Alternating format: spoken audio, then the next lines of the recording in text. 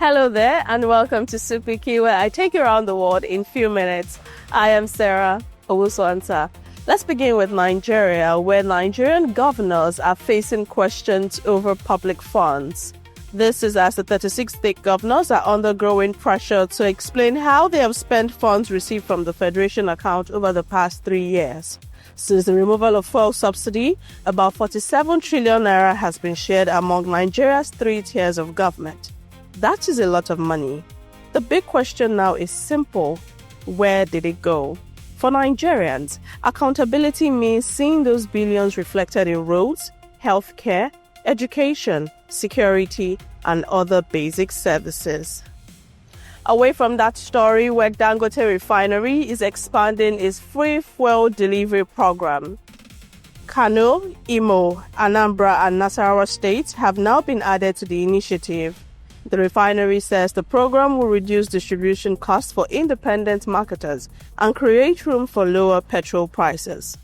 If those savings are passed on to consumers, motorists could eventually pay less at the pump. But Nigerians would still be watching the prices closely.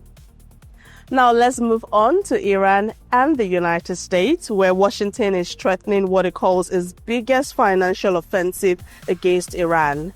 The planned sanctions will target Iran's trade partners as the U.S. increases economic pressure on Tehran. The aim is to weaken Iran financially without necessarily escalating military action.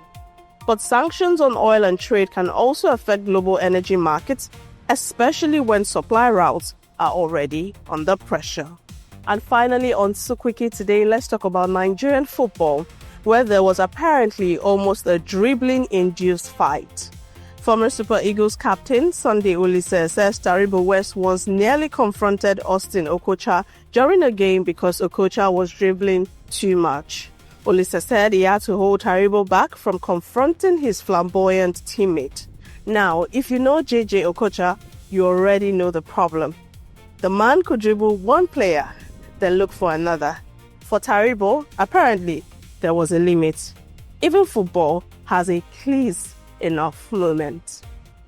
And that is a wrap on SOUQ QUICKIE today. Thank you so much for watching. Do not forget to follow us across all of our social media platforms at SOUQ Digital. I am Sarah Owusu-Ansah. Have a beautiful Monday ahead.